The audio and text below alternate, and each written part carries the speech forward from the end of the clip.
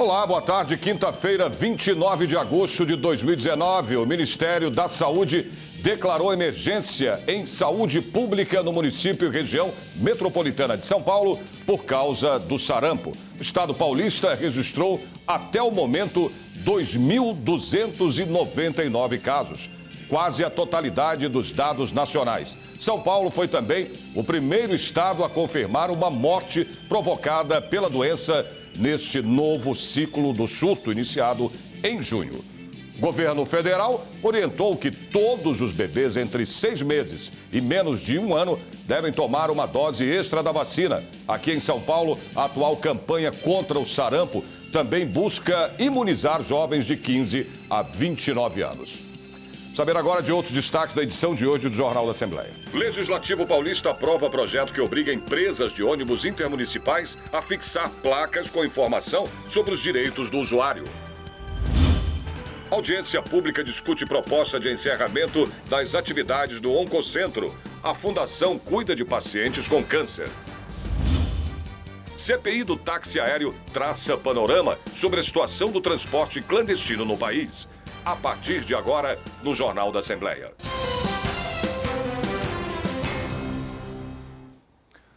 Aprovado o projeto de lei que obriga empresas de ônibus intermunicipais do estado de São Paulo a fixar placas com informação sobre os direitos do usuário. O projeto de lei 683 de 2016 é de autoria do deputado Sebastião Santos, do Republicanos.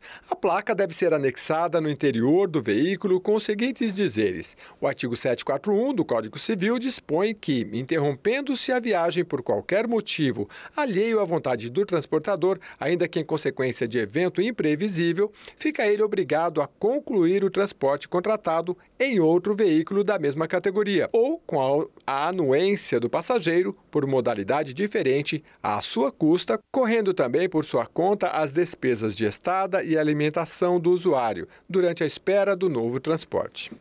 Esse projeto nosso traz justiça à população usuária dos ônibus intermunicipais. A multa, no caso de descumprimento, é de 500 UFESPs, unidades fiscais do estado de São Paulo, o equivalente a R$ 13.265 no ano de 2019. As empresas de ônibus intermunicipal terão o prazo de 30 dias a partir da publicação da lei para a fixação das placas.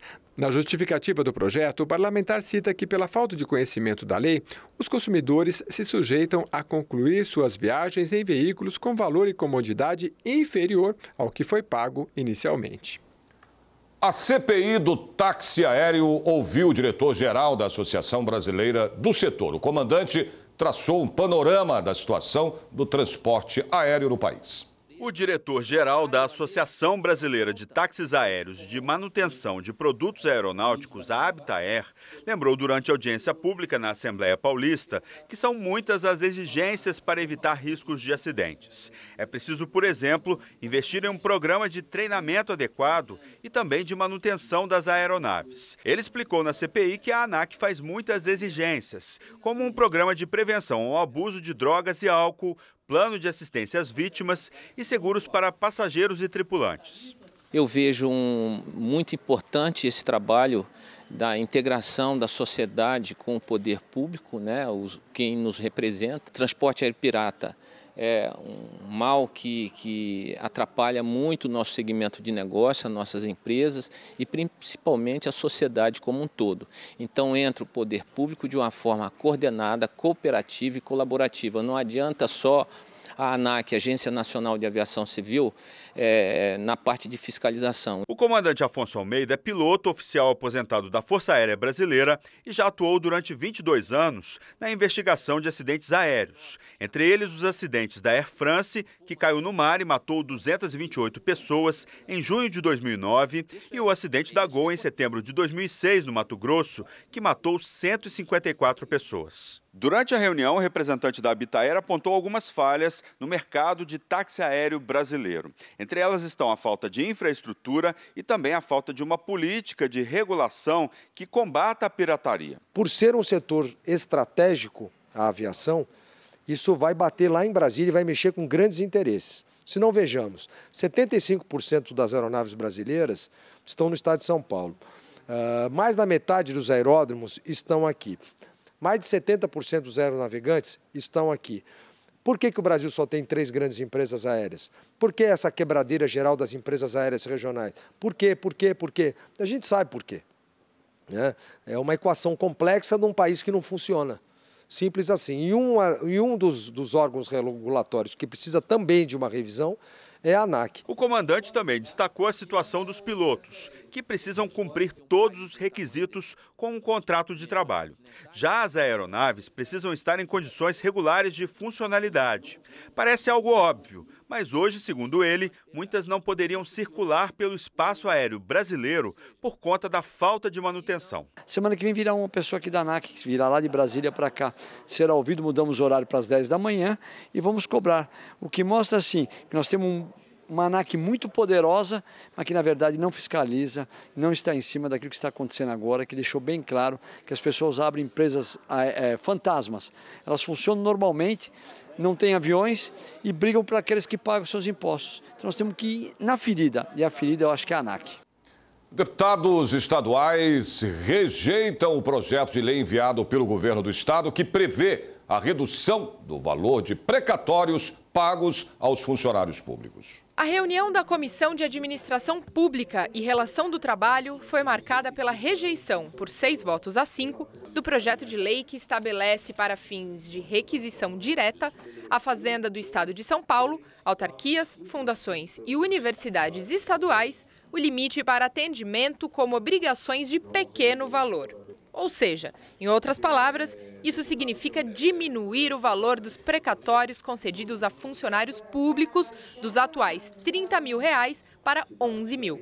O voto de Minerva veio do deputado Márcio Nakashima, do PDT.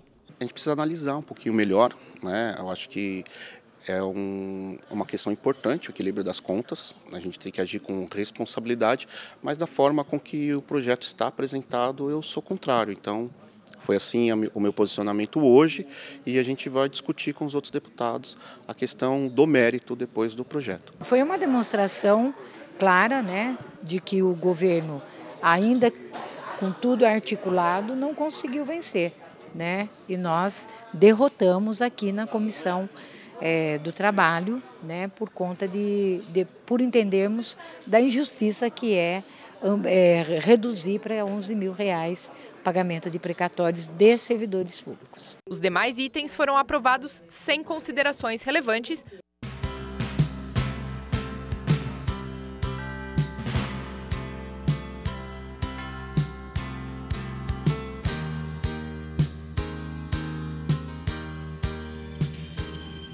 O Conselho de Ética da Assembleia Legislativa votou pela advertência do deputado Douglas Garcia, do PSL, em 2 representações. É o que você vai ficar sabendo já já.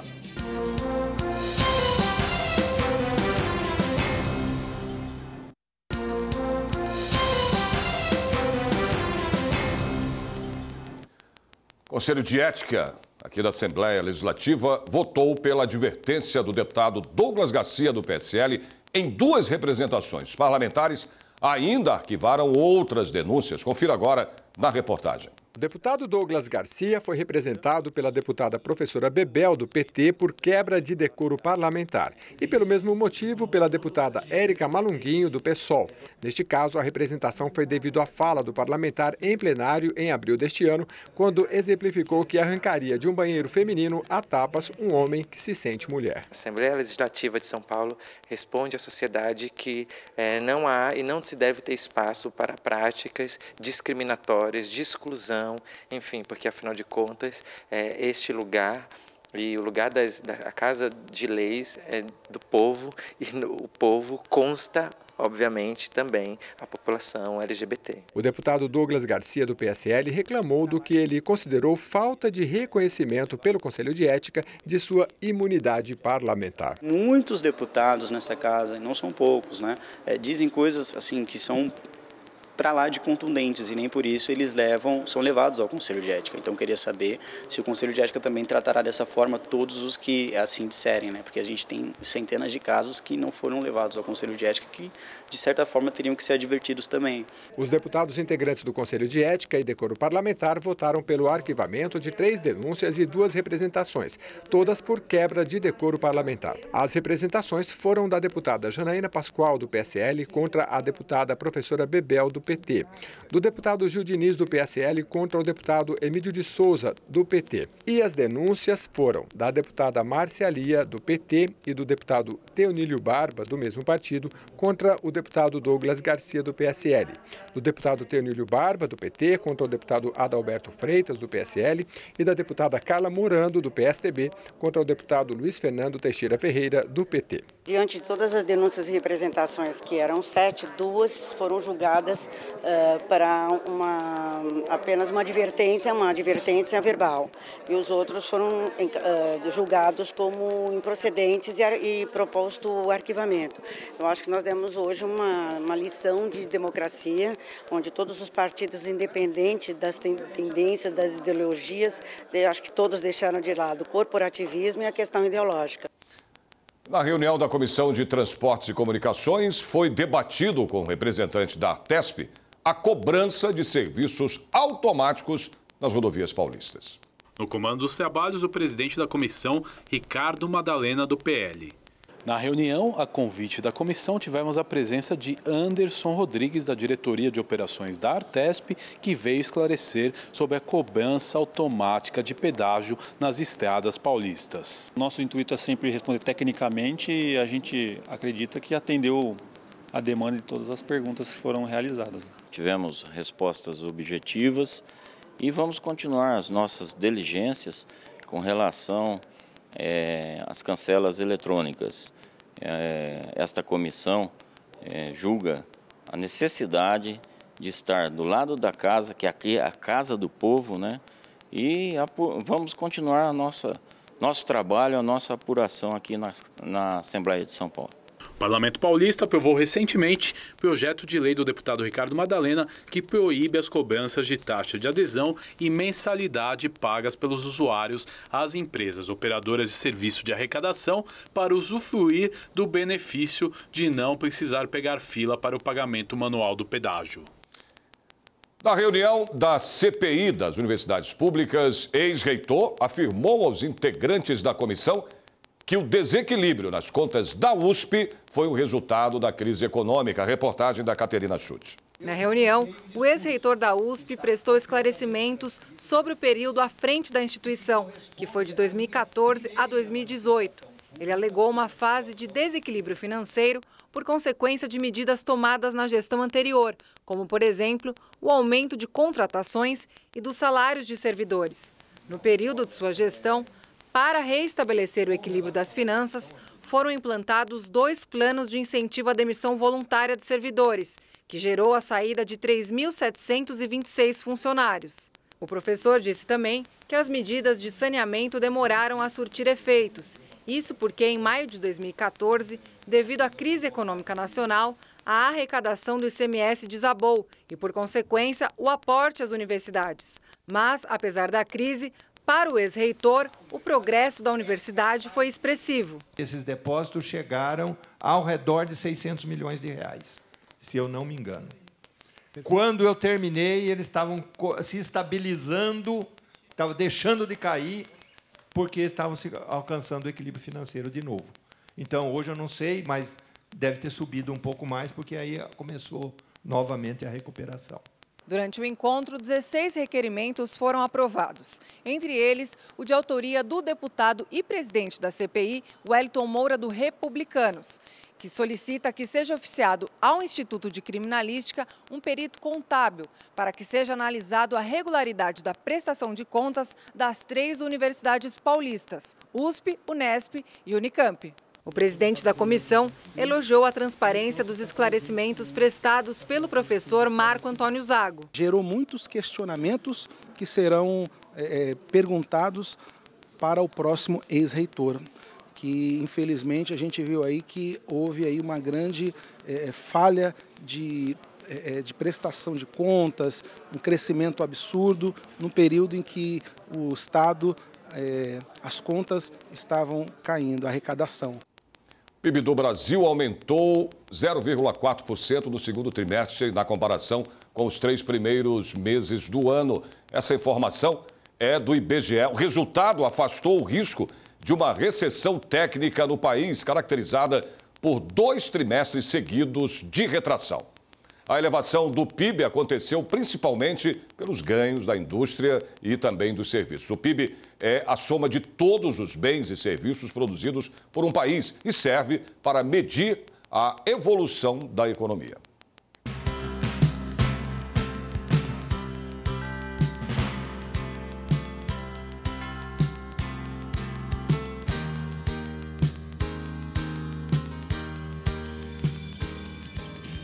A audiência pública discute proposta de encerramento das atividades do Oncocentro. É o que você vai ver em instantes.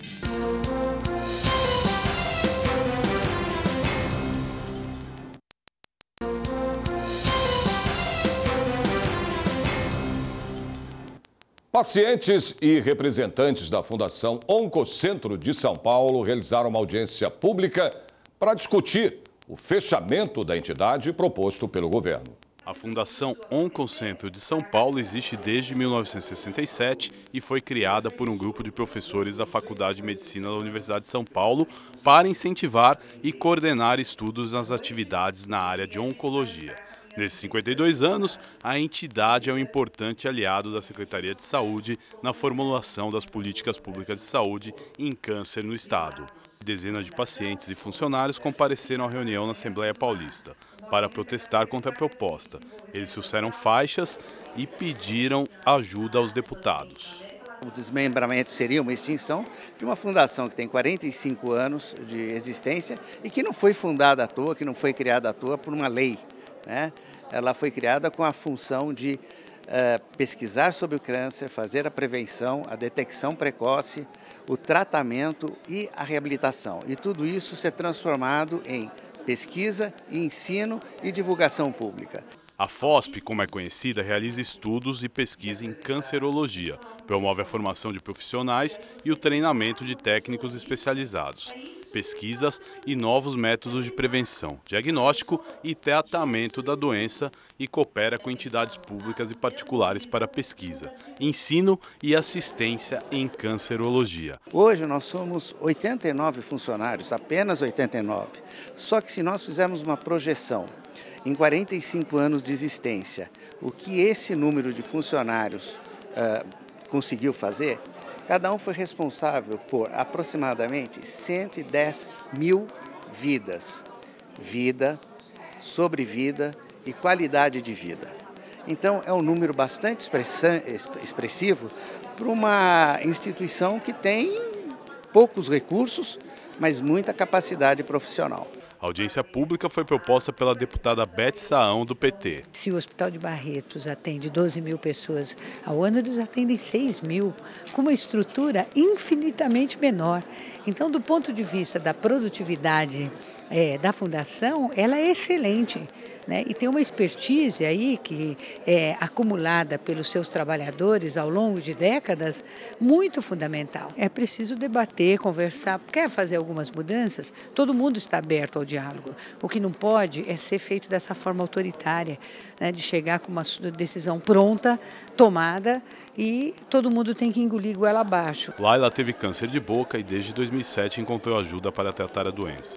Ela foi até a Fundação Oncocentro de São Paulo e conseguiu até a prótese que usa hoje e que ajuda na fala dela. Ela significa ajudar o paciente a retomar a vida dele, a ter qualidade. Porque quando a gente recebe uma notícia que tem um câncer, principalmente na boca, seja em qualquer lugar, é muito ruim. Só quem teve é quem sabe. Se fechar o Oncocentro é um ato de desumanidade. Projeto de lei que cria o horário em tempo integral para alunos autistas da rede pública de ensino do Estado foi debatido numa reunião da Comissão de Finanças orçamento e planejamento aqui do Legislativo Paulista. O ponto de divergência diz respeito a 2 projetos de lei. Ambos causam preocupação nos parlamentares, pois envolvem a contratação de novos profissionais e investimentos por parte do Estado na área da educação, gerando assim custos extras para o governo estadual. O primeiro item prevê que alunos da rede pública de educação básica recebam atendimento de assistentes sociais e psicólogos. Este foi aprovado. Com a ajuda dos outros membros da comissão, conseguimos trabalhar e fazer com que a comissão fosse proativa e conseguimos aprovar vários itens e colocamos em discussão vários projetos que, após os pareceres favoráveis da comissão, estão aptos para entrar na pauta e no plenário ser aprovado ou não pela Casa. Porém, o segundo item, e mais polêmico, trata sobre a implantação de horário em tempo integral para alunos autistas nas instituições de ensino do Estado. Essa discussão ficou para a próxima reunião da comissão. Aqui não se discute mérito, né? Aqui se discute técnica, aqui se discute orçamento, a gente tem esse ponto de vista, né? É uma comissão técnica. Então, ele tem uma intenção muito nobre, né, que é a implantação do horário em tempo integral para alunos autistas. É uma intenção nobre, eu entendo a intenção do autor do projeto, só que ele fala aqui de uma série de coisas que vão implicar em novos custos, né? Por exemplo, dispor de corpo docente qualificado e com treinamentos em métodos eficazes de ensino. Ele não detalha muito de onde vai vir. Não existe isso no Estado hoje. Você provavelmente vai ter que contratar fora, ou vai ter que contratar esse treinamento. Detalhe, contar com uma equipe multidisciplinar composta por terapeuta ocupacional, psicólogo, fonoaudiólogo. Isso vai envolver concurso? Se envolver concurso, estava previsto na Lei de Diretrizes Orçamentárias de agora, quando tem casos como esse, precisa estar previsto na LDO. Né? E fala também que o Estado deverá implantar a educação no período integral para todos os alunos autistas. Outra coisa, tem um problema técnico aqui, né? Ele não fala, ele fala instituições de ensino. Eu entendi que são instituições privadas e públicas, ele não detalha muito. E aqui no final ele fala que o Estado deve implantar em período integral, ou seja, é mais um custo. As escolas hoje não têm estrutura para isso, vai ser necessário fazer gastos, contratações. Então, por uma questão técnica, o projeto não diz, não dá estimativa, não faz essas previsões, então por uma questão técnica eu fiz o relatório contrário, seguindo uma postura que eu tenho adotado desde o início, quando eu entrei nessa comissão. Lançada a frente parlamentar em defesa do IANSP, o Instituto de Assistência Médica ao Servidor Público Estadual de São Paulo, que aconteceu no auditório Franco Montoro da Assembleia Legislativa. As informações com o repórter Maxwell Figueiredo. A frente será coordenada pela deputada professora Bebel, do PT, e tem como objetivo lutar pelas melhorias de serviços e da infraestrutura do Hospital do Servidor, que fica no Ibirapuera, além dos centros médicos que estão espalhados pelo Estado. O IANSP é um instituto que presta assistência médica aos servidores estaduais, mas de acordo com o presidente da Comissão Consultiva Mista do órgão, hoje o serviço deixa a desejar, sobretudo pela falta de investimento por parte do Estado. Mais cedo eu conversei com ele. Vamos acompanhar. O funcionário público, ele coloca 2% do seu salário todo mês para fazer esse fundo financeiro para administrar toda essa estrutura. E o governo do Estado de São Paulo, que é o nosso patrão, nós entendemos que ele deveria fazer a mesma coisa. Se nós entramos com 2%, o patrão, o governo do Estado de São Paulo, também deveria entrar com 2%. Mas não é o que acontece. E o resultado dessa ausência da participação parcial do governo no nosso orçamento é uma superlotação dos nossos equipamentos e um tratamento que não condiz muitas vezes com a dignidade humana. Quando você coloca uma pessoa 20 horas numa maca no pronto-socorro, não é muito adequado, não é o mínimo que se pode dizer. É um tratamento não digno à pessoa humana. Jornal da Assembleia exibe agora a terceira reportagem da série especial sobre audiências públicas, que vão ajudar a direcionar o orçamento do governo paulista em 2020. Você vai saber as principais necessidades e características das regiões de São Carlos, Marília e Bauru. Os municípios vão sediar 3 das 19 audiências públicas agendadas. A região administrativa de Bauru é formada por 39 municípios. Bauru é o município mais populoso do centro-oeste paulista, com quase 400 mil habitantes, praticamente todos vivendo na zona urbana. A cidade, que um dia foi uma das maiores produtoras de café, transformou-se numa das mais industrializadas do estado. A indústria foi a principal responsável pela urbanização do município. É a principal fonte de renda da cidade, juntamente com o setor de prestação de serviços e colocando Bauru na posição de número 68 do PIB nacional. Desde o período da expansão cafeeira, sua infraestrutura viária permitiu a ligação regional com a capital, Porto de Santos e outras regiões do estado e do país. De acordo com o Atlas da Violência 2018, a cidade é a que menos sofre com a violência entre os municípios com mais de 300 mil habitantes. No entanto, a população sofre com problemas de saúde. Em 2019, a epidemia da dengue matou mais de 30 cidadãos bauruenses e mais de 25 mil casos da doença foram registrados. O sarampo levou a população a procurar os postos de saúde em busca de vacinas. As mais de 6 mil doses aplicadas semanalmente podem afetar os estoques.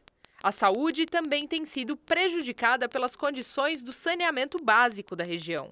18% dos imóveis da região não tem rede de esgoto. A Prefeitura de Bauru anunciou plano para mudar essa situação. A região administrativa de Marília tem 51 municípios. Diferente de Bauru, a segurança pública é uma das maiores preocupações em Marília, principal cidade da região administrativa. O índice de homicídios em Marília cresce 300% apenas nos 3 primeiros meses de 2019. 6 assassinatos foram registrados em janeiro, fevereiro e março deste ano.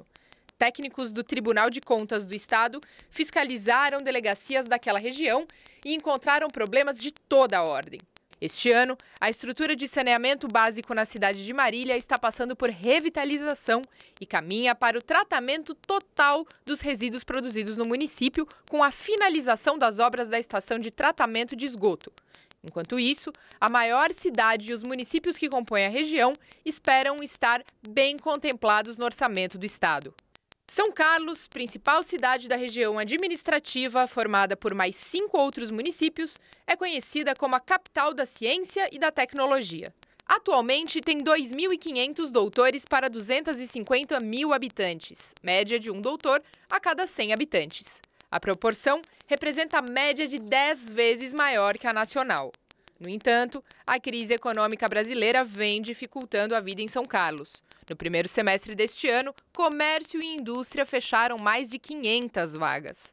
A saúde também passa por um momento difícil.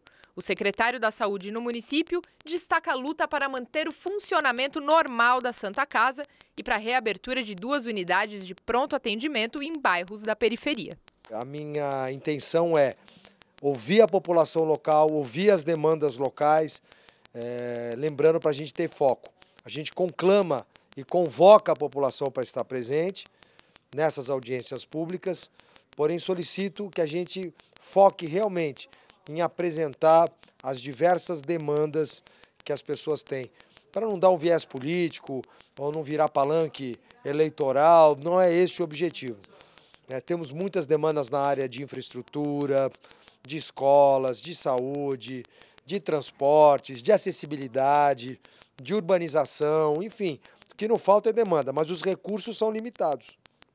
Então, um dos objetivos das audiências públicas é realmente ouvir todas as demandas e, num passo seguinte, com um critério de priorização em função das emergências, definir para onde irá no orçamento as nossas emendas parlamentares.